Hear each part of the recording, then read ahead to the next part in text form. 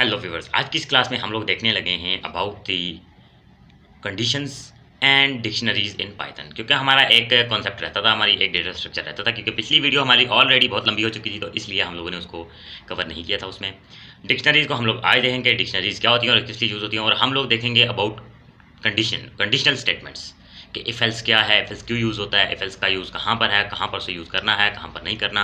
आज हम लोग लॉजिकल ऑपरेटर्स के बारे में भी देखेंगे और उनकी यूजिबिलिटी को भी देखेंगे। तो चलते हैं मेरे कंप्यूटर स्क्रीन की तरफ और देखते हैं क्या है हमारे पास ये कॉन्सेप्ट्स। सो व्यूअर्स, ये आप लोग देख सकते हैं यहाँ पर सामने स्क्रीन पर।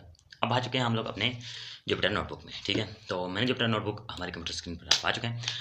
अब यहाँ ऊपर आपको एक चीज़ नज़र आ रही होगी जो कि क्या है आपके पास, जो कि आपके पास है क्या चीज़, ये एक टेबल है। अगर आपने इस तरह के टेबल बनाने हो ना उसमें कंप्यूटर में, तो आप लोग क्या करोगे, सी इक्वल्स टू डिक्शनरी का यूज़ करो। डिक्शनरी रिप्रेजेंट की जाती है कर्ली ब्रैकेट से। ठीक है, ये बात याद रखना, कर्ली ब्रैकेट्स।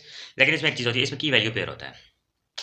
फॉर एग्जाम्पल मैं लिखता हूँ सबसे पहले तैयब। ठीक है, कॉलन डाल के मैं इसी वैल्यू लिखता हूँ, ये की है, वैल्यू लिखता हूँ मैं क्या, 6 क्लास कॉमा, फिर मैं लिखता हूँ अली, और यहाँ पर मैं एक कॉलन डालता हूँ और मैं यहाँ पे लिखता हूँ क्या, 6। ठीक है, हम दोनों एक ही क्लास के हैं, तो मैं यहाँ पे कॉमा डाल के फिर लिखता हूँ आगे। ठीक है, और यहाँ पर मैं डाल देता हूँ इसकी क्लास 5। ठीक है, ये अपना जूनियर है, कोई मसला नहीं है। सी करके चेक करता हूँ मैं, ये देखें अभी ये डिक्शनरी यानी एज इट इज़ हमारे पास प्रिंट होगी। मैं print in bracket type in bracket C करूँ तो आप लोग देख सकते हो डिक्शनरी। डिक्शनरी पे बेसिकली दो ही चीज़ें होती हैं, की और वैल्यू। मैं कहता हूँ सी डॉट कीज़। याद रखना इसकी की यूनिक होनी चाहिए, वैल्यू का मसला नहीं है, वैल्यू डुप्लीकेट भी हो सकती है। ठीक है, इसके अंदर टपल भी आ सकता है, कुछ भी आ सकता है, लेकिन की जो है वो इसकी यूनिक होनी चाहिए। सी डॉट,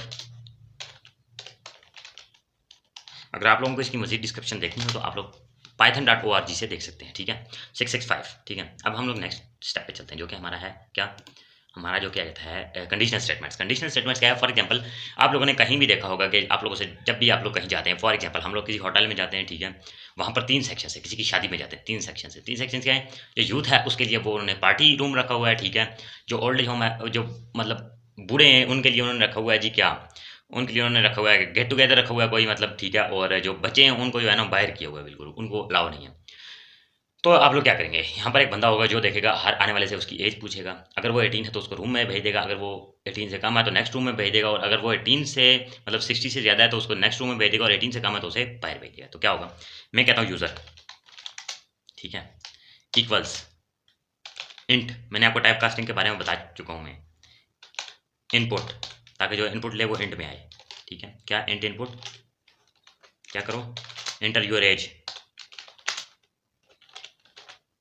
ठीक है, यहाँ पर आपको याद हो तो मैंने आपको एस्केप सीक्वेंस के बारे में बताया था, एस्केप उनके बारे में। ठीक है, मैं कहता हूँ if user is greater than, ठीक है, 18। ठीक है, तो क्या करो, इंटर, लेट इट इंटर। अब मैं आपको बताता चलूँ, एक एक तो इसको रिप्रेजेंट करने का ये तरीका है, end user is less than 60। ठीक है, एक तो ये तरीका है आपके पास।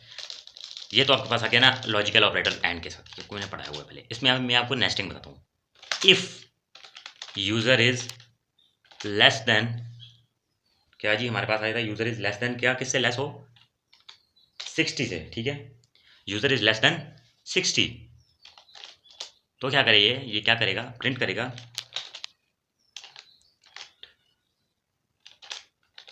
You can enter the party room. ठीक है, मैं यहाँ पे कहता हूँ एलिफ, सॉरी एलिफ लिख के आऊँ, एलिफ मैं कहता हूँ user is less greater than 60। अगर यूज़र जो है हमारा वो 60 साल से ऊपर का बुजुर्ग है, तो ज़ाहिर सी बात है वो पार्टी में जाकर डांस थोड़ी करेगा। उसको मैं कहता हूँ प्रिंट, क्या प्रिंट करो,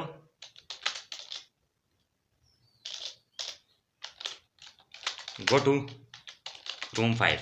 ठीक है, जहाँ पर बुढ़े बैठे हुए साथ, एल्स, ठीक है, मैं क्या कहता हूँ प्रिंट गेट आउट। अच्छा मैं आपको बताता चलूँ, इसको अगर आप लोग इस तरह शिफ्ट दबाओगे ना, पीछे लेके जाना पूरे को सेलेक्ट करके, शिफ्ट कॉलन, तो ये कॉलन में आता है। मतलब इसका ये फ़ायदा है हमें। वरना बाकी आप लोग सेलेक्ट करके कॉलन प्रेस करो तो कॉलन आएगा, बाकी चीज़ें कट जाती हैं। अच्छा मैं इसको रन करके चेक करूँ, ये क्या कहता है, व्हाट इंटर योर एज। मैं भाई 19 साल का हूँ। Enter your age again, as my age equal to 19, enter your age again. थोड़ा सा इसका इशू है, ठीक है, ये इसको सेट करना पड़ेगा अभी मुझे।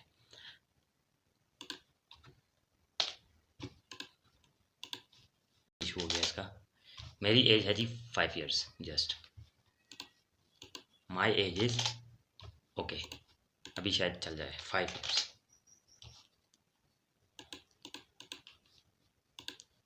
क्योंकि इसका थोड़ा सा अभी आज ये इशू कर रहा है, वरना इससे पहले इशू नहीं करता। ये यहाँ पर आएगा हमारे पास क्या, अगर मैं यहाँ पर लिखता हूँ क्या 67, ठीक है, अगर मैं यहाँ पे 67 या अबव देन 6, मतलब अबव 60 जो ही लिखूंगा ना मैं यहाँ पर, तो ये हमारे पास ये ऑटोमेटिकली हमें क्या देगा कि गो टू रूम 5। ये हमें कह देगा गो टू रूम 5, ठीक है। तो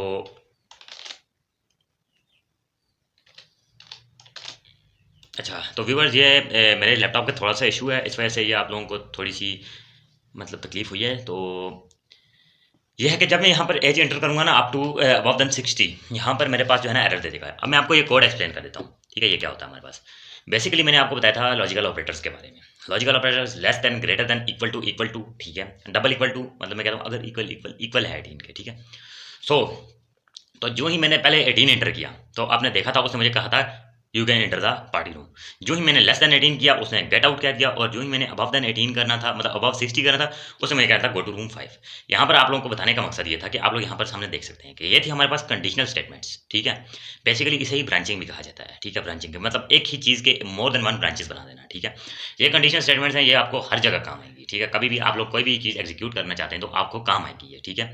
सो आई होप कि आप लोगों को ये कॉन्सेप्ट समझ आ चुके होंगे।